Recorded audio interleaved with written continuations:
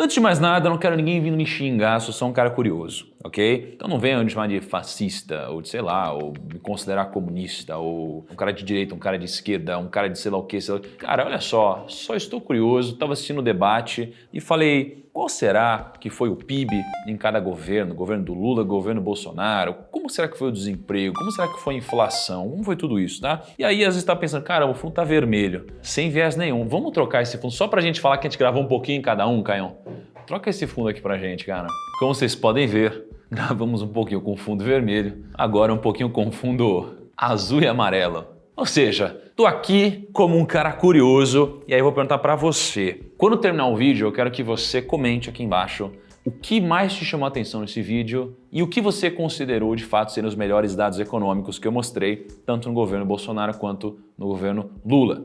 Antes de eu começar só, deixa eu te dar um aviso, tá? A gente gravou um documentário, foi uma super produção. Na Finclass a gente vai lançar agora, dia 25 de setembro, a gente vai lançar o documentário Do Real à Ruína, tá? Então é um documentário com várias pessoas icônicas contando a história e analisando o que aconteceu no Brasil desde 94, contando toda a história do real, né? Só que sob a perspectiva de pessoas como o Armínio Fraga, né? Que é o ex-presidente do Banco Central do Brasil, o Bruno Funchal, que é ex-secretário do Tesouro Nacional, a Helena Landau, que é ex-diretora de privatizações do BNDES, o Fábio Jean Biagi, que foi funcionário do Departamento Econômico do BNDES, o Fernando Henrique Cardoso, que é ex-presidente do Brasil, o Guido Mantega, que é ex-ministro da Fazenda, Gustavo Loyola, que é ex-presidente do Banco do Brasil, o Henrique Meirelles, que é ex-ministro da Fazenda, Joaquim Levy, que é ex-ministro da Fazenda, Maílson da Nóbrega, que é ex-ministro da Fazenda, Marcos Lisboa, ex-secretário de Política Econômica no Ministério da Fazenda, Michel Temer, que é ex-presidente do Brasil, e o Pércio Arida, que é ex-presidente do Banco Central. Cara, isso aqui é uma loucura. A gente pegou toda essa galera, botou dentro do documentário, a gente entrevistou eles. A gente não pegou gravações, a gente entrevistou todas essas pessoas, montou uma super produção, a gente deu o nome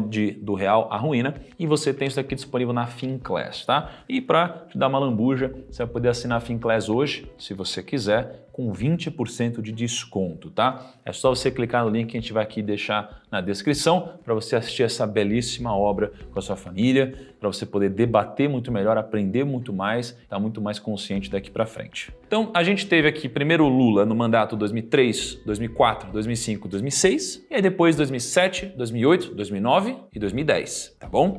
Então, o Lula teve esses dois mandatos. O Bolsonaro, ele teve 2019, 20, 21 e 22, terminando esse ano. Então vamos falar de PIB. Lula, né, 2003 o PIB foi mais 1,14%, em 2004 o PIB foi 5,76%, em 2005 foi 3,20%, em 2006 foi 3,96%. Então no acumulado, tá, tivemos aqui 14,76% de crescimento no PIB. No segundo mandato de Lula, a gente teve aqui 6% de crescimento em 2007, 5% em 2008, praticamente zero, né, em 2009, em 2010 mais 7,53%. Então, passamos por uma crise aqui, né, o subprime, e tivemos mais 19,85%. Quando a gente pega o governo Bolsonaro, a gente não terminou ainda o mandato dele, tá? Então são dados, obviamente, inconclusivos. Porém, eu de curiosidade puxei aqui os dados, tá? Então 2019 o PIB subiu 1,14%, 2020 a gente teve um PIB horrível, porque foi o Covid. A gente nunca teve nada parecido na nossa história, tá? Então é até difícil, de fato, você comparar os dados, né, de um governo com o outro. Mas, por mera curiosidade, ó, o PIB estava aqui menos 3,88%, tá bom? E no outro ano, 2021, o PIB foi 4,6%. Nesse momento que a gente grava o vídeo, saiu a prévia, acho que foi ontem ou anteontem, do PIB. Nesse ano estamos com 3,2% já do PIB, não é isso? Então, o acumulado até 2021, né, sem contabilizar 4 anos fechados, né, o que obviamente não é fair fazer essa comparação, estou falando de um PIB de mais 1,69%, tá bom? Qual que é o ponto? A gente tem que lembrar que muitas vezes o governo, né, você pega uma herança do governo passado, tá? Então,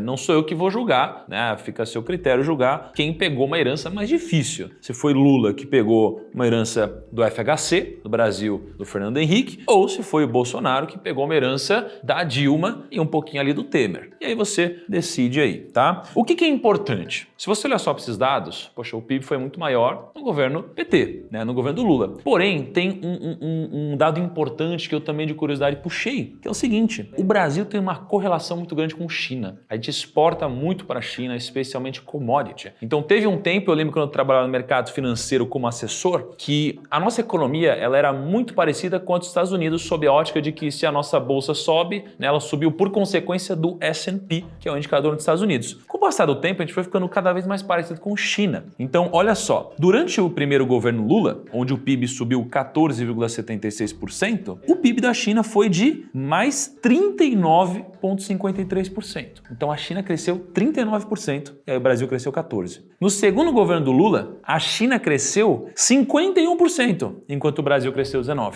E agora no governo Bolsonaro, né, nesses 3 anos, a China cresceu 18%. Ou seja, foi um crescimento muito mais lento, tá? E aí a nossa economia cresceu 1,69% e teve Covid aqui no meio, tá? Então, temos um fator China que com certeza teve alguma contribuição nisso aí. Vamos agora para um outro dado importante, inflação. Primeiro governo Lula, média de 6,4%. Segundo governo, média de 5,14%. Quando a gente pega a inflação aqui em Bolsonaro, média de 6,26%. Então ficou ali até que bem parecido. Aí vamos pegar desemprego. Onde será que foi pior, onde foi melhor? Primeiro governo de Lula. Quando o Lula assumiu o governo em 2003, ele assumiu o governo com um desemprego de 11,7%. Então em 2002 o desemprego era 11,7%. Aí fechamos 2003 com 12,4%. Então, fechamos com desemprego maior. Lembra que desemprego maior é pior, porque tem mais gente desempregada. Só que aí, né, o desemprego foi diminuindo. Em 2006, o ano foi fechado com 8,4% de desemprego. E no segundo governo do Lula, o desemprego fechou em 6,7%.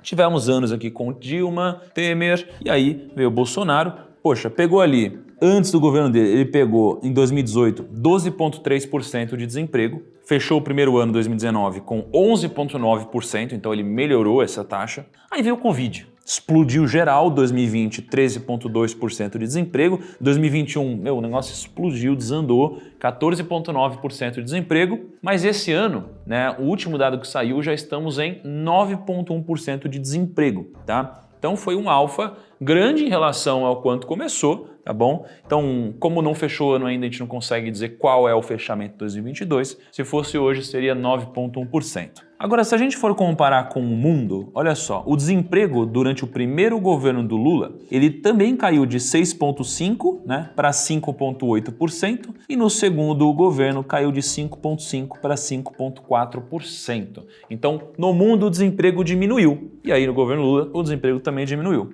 No mundo, o desemprego durante o governo Bolsonaro subiu, tá? Então, em 2019, estávamos com o desemprego de 5,6%, e aí quando a gente pega aqui 2021, 6,2%. Então, o desemprego aumentou. Obviamente, teve o Covid, foi isso que levantou tanto o desemprego do Brasil quanto do mundo. Não achei um dado de como estamos no desemprego global nesse ano. Bolsa de Valores, governo Lula primeiro. A gente pegou o fechamento da FHC, bolsa em 11.270 pontos, fechamos em 44.470. Então, a bolsa subiu 294%. Segundo mandato, a bolsa subiu 55%, de 44.470 para 69.300. Quando a gente olha aqui para o governo Bolsonaro, a bolsa estava 87.800, depois do governo Temer, e aí não fechamos, mas estamos hoje na casa de 112 mil pontos, então a bolsa subiu até agora 27%.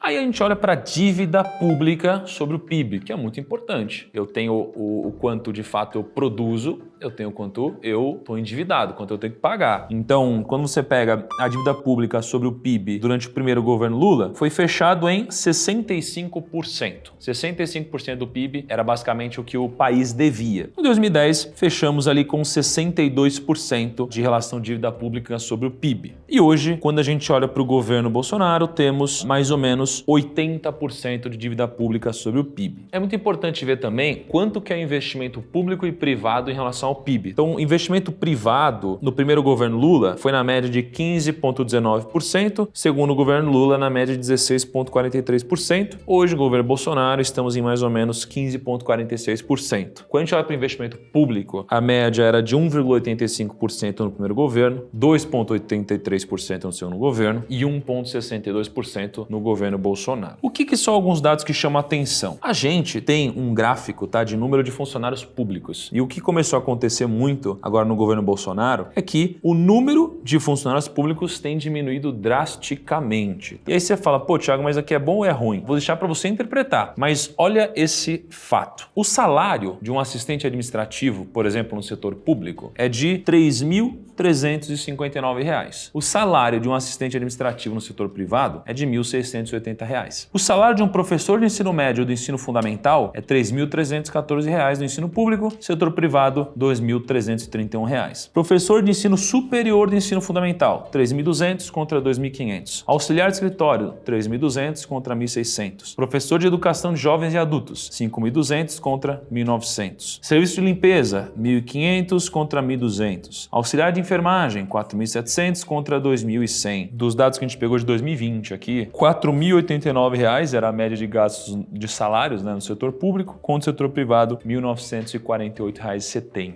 Então, de uma forma geral, para fazer um trabalho semelhante, no setor público você ganha mais do que no setor privado. Então, quando você diminui o número de funcionários públicos e eles de alguma forma vão para uma iniciativa privada, você acaba diminuindo o salário dessas pessoas e, consequentemente, o gasto também. Então, no final das contas, pô, o governo está pagando lá mais de R$ 4.000 em algum profissional que você podia contratar de uma iniciativa privada gastando muito menos dinheiro. Então, no final das contas, é um dinheiro que sai do seu bolso e do meu. Aí, você olha, por exemplo, para o Business Freedom, seria basicamente um indicador de liberdade econômica. Quando você pega os dois governos, né, do Lula, a gente diminuiu, né, o nosso indicador de liberdade econômica de 70 pontos para mais ou menos 55 ali no final do mandato dele. E aí a gente vê a parte do governo Temer, mais ou menos, né, o indicador de liberdade econômica aumentou, o governo Bolsonaro também aumentou, ao invés de diminuir. Se a gente compara com outros países da América Latina, né, a gente tem aqui, por exemplo, Venezuela. Olha o que aconteceu com o indicador de liberdade econômica, diminuiu pra caramba, a economia está indo muito mal, por exemplo, né, se a gente compara globalmente. Bom, o que vocês acharam? O que vocês acharam desses dados? Como que isso aqui muda alguma coisa para você? O que você enxerga disso? Deixa nos comentários. Mas é o seguinte, se você xingar alguém nos comentários, eu vou deletar seu comentário, vou te bloquear. Seja leve. Não tem espaço para crescimento onde não tem debate com educação. Grande abraço para você, espero você no nosso próximo vídeo e tchau.